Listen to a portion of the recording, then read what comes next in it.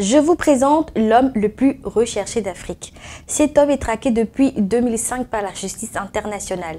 Et derrière ce visage banal-là, se cachent les crimes horribles d'un groupe de rebelles qui sème la terreur depuis plus de 30 années. Ne quittez pas, je vous explique toute l'histoire.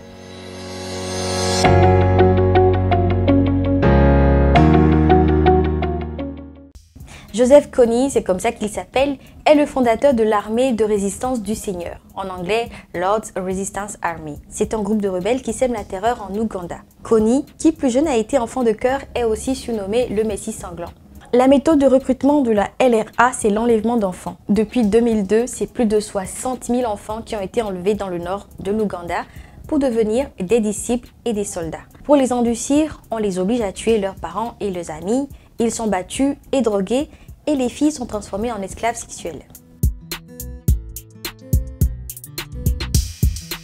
Joseph Kony est né à Odek en Ouganda en 1961. Il s'est lui-même proclamé prophète. Son but, c'est de libérer l'Ouganda de son président Yoweri Museveni pour instaurer un régime fondé sur, tenez-vous bien, les 10 commandements de Dieu. Il a d'ailleurs ajouté un 11e commandement qui interdit de rouler à vélo sous peine d'amputation.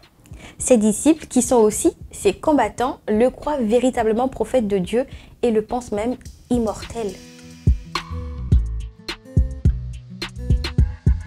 L'armée de résistance du Seigneur est née du Holy Spirit Movement, un mouvement actif dans les années 1980. C'était une milice armée dirigée par Alice Aouma, la tante de Joseph Kony. Elle a été arrêtée et placée en détention en 1987 et c'est là qu'est née la LRA.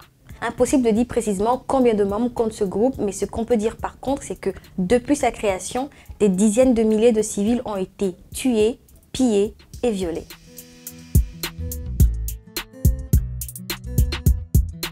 Joseph Kony a été pourchassé par plusieurs armées, dont les troupes ougandaises et américaines, sans succès. Barack Obama avait autorisé en 2010 le déploiement de plus de 200 membres des forces spéciales américaines pour travailler avec les armées régionales. Une récompense de 5 millions de dollars était même promise à quiconque fournirait des informations déterminantes dans sa capture. En 2013, il est déclaré mourant, donc l'Ouganda et les États-Unis se sont dit qu'il était inutile de poursuivre leur chasse à l'homme et que Kony ne représentait plus une menace crédible. Les rumeurs disaient même qu'il était prêt à négocier. Alors qu'il est activement recherché, Joseph Kony voulait la nationalité centrafricaine. En échange, la LRA promettait de déposer les armes. Il faut savoir que le groupe commet des crimes aussi en Centrafrique depuis 2008, précisément à Zemio.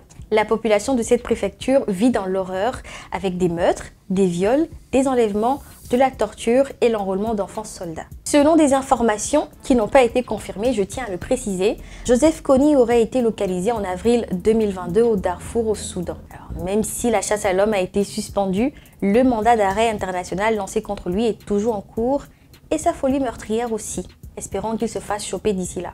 En attendant, dites-moi dans les commentaires ce que vous en pensez et on se dit à bientôt.